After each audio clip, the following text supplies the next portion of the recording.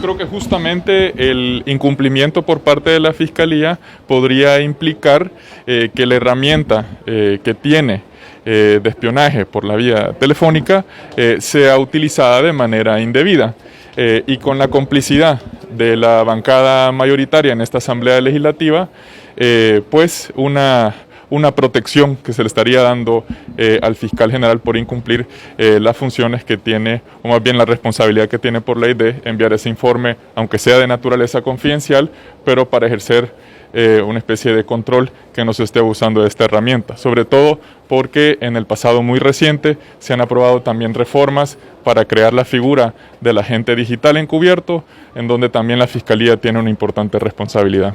También en la Comisión de Legislación se abordó de hacer una subcomisión y hacer una revisión al Código Civil y Código Civil Mercantil, y hablaron de hacer un nuevo código.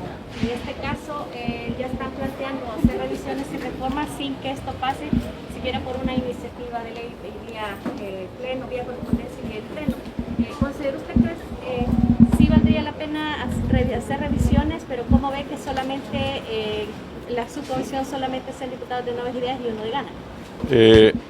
Sí considero que es una buena idea el hacer revisiones a todo el cuerpo normativo, si en el caso del Código Civil o el Código Mercantil, inclusive el mismo Código Penal, es importante hacer revisiones y estudios constantemente, más allá de presentar nuevas propuestas o proyectos de ley. Sí siento que ese componente de estudio y debate y de reforma es tan importante, sino más importante.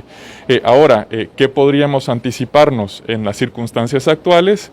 Es que se presenten esas iniciativas, que no se les dé mayor estudio y debate, que se aprueben de manera express y que sirvan pues para fortalecer el proyecto del presidente Bukele y ir consolidando el poder. Se aprobaron unas reformas a la ley de usura en la comisión de ¿cómo se llama?, de financiera, y también se hicieron reformas al Código Civil y al Código Mercantil, precisamente para homologar. En algunos casos se aprueban nuevos decretos de ley aquí y no se homologan otros cuerpos de ley. Por tanto, ese trabajo sí siento que es valioso e importante. ¿Ustedes darían su voto, diputado Gray? A la ley de usura.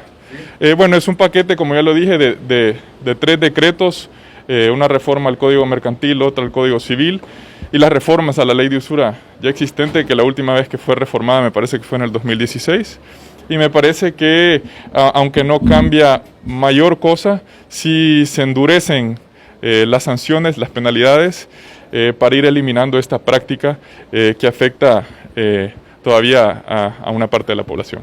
Así que sí, compañero. Algunos pescadores han denunciado que continúan pagando el fovial al comprar gasolina para las lanchas, y la ley del fovial dice de que se le debe de exentuar. ¿Qué se puede hacer en este caso, o quién debería de estar verificando que se cumpla la ley? Sí, bueno, nuevamente este día amanecemos con alzas en los combustibles. Sabemos que estas son perjudiciales para la población, pero particularmente la población de menores recursos son los más afectados. Esto para mí tendría que llevar al gobierno a analizar medidas para focalizar esa ayuda o el subsidio como lo digo, poblaciones afectadas. Una de ellas es claramente la pesca artesanal, que ya tiene beneficios dentro de la ley y estos no se están cumpliendo. Por tanto, yo creo que habría que hacer una revisión.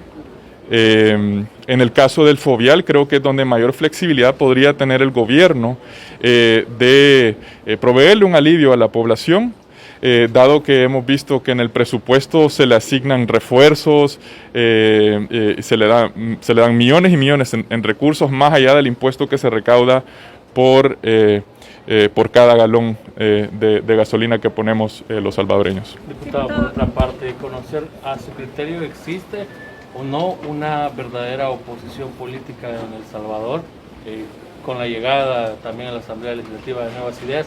¿Y quiénes son los que verdaderamente están ejerciendo esta oposición, si son todos los partidos los que lo están haciendo? Sí, considero que existe una oposición, y yo creo que la mayor evidencia de eso es la persecución que sale de Casa Presidencial contra todo tipo de opositor, crítico, y esa oposición no solo es política, también dentro de la sociedad civil hay muchas organizaciones, hay muchas personas que están haciendo un trabajo que no necesariamente es político, pero es esencial para el control del poder y para que nuestra democracia no se siga perdiendo. Los partidos políticos acá en la Asamblea Legislativa están ejerciendo ese rol de oposición, o incluso hay algunos que se han quedado callados. Mire, yo solo puedo hablar por mi partido político. Debo decirle que el trabajo legislativo en sí mismo es complejo.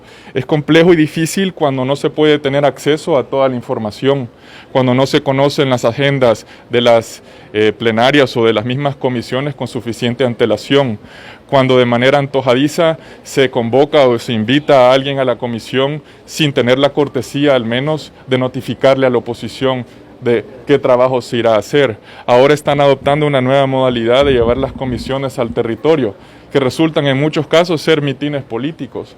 Entonces, el trabajo aquí realmente está en pausa, a menos de que Casa Presidencial tenga un proyecto o tenga algo que quiera que sea aprobado.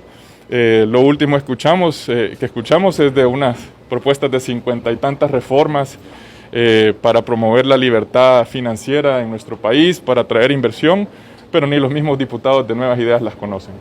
Diputado, yo que también quisiera conocer una opinión suya con respecto al caso del diputado suplente Guillermo Portillo, quien ya la propietaria Margarita Escobar renunció, y en este caso, ¿de quién sería el curul? Por ejemplo, ¿sería del partido como tal o sería decisión de junta directiva? Porque Guillermo Portillo argumenta de que él fue electo democráticamente junto con la diputada para poder ocupar ese puesto. Sí, había emitido opinión anteriormente a esto y claramente previo a conocer la noticia de la renuncia de la diputada Escobar, en donde formalmente pues se aparta de su curul. No obstante, considero que la jurisprudencia establece que esa curul le pertenece a ese partido. Lo que podríamos entrar ahorita es una especie de limbo jurídico de qué es lo que dice la ley, qué es lo que dice la jurisprudencia, pero también qué es lo que harán las nuevas autoridades, cuál será la decisión de junta directiva y más allá de eso, cuál será la decisión de la Corte de facto que fue impuesta el 1 de mayo.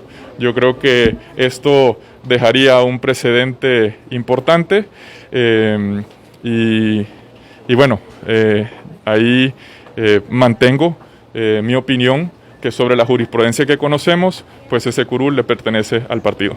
¿Sería calidad independiente? La falla de la sala prohíbe el transfugismo. Nuevamente, yo considero que lo que establece la jurisprudencia es que esa curul le pertenece al partido. Tendría que ser entonces decisión del partido Arena a quién colocar y no de la junta directiva. Tendría que ser decisión del partido Arena y también revisar lo que dice el reglamento interior de la Asamblea Legislativa, que entiendo que también existen contradicciones con ese reglamento, que nunca ha existido la voluntad política de reformar. En el caso de los suplentes, por ejemplo, y esto podría abrir el debate mucho más allá de quién legítimamente puede suplir a un diputado propietario, si es exclusivamente su suplente o pueden ser otros de la bancada, como ha sido una práctica generalizada en esta Asamblea Legislativa. Yo creo que ese debate podría volver a abrirse, es algo sobre lo que no está legislado y tampoco hay jurisprudencia. Bueno, según la base del Tribunal Supremo Electoral.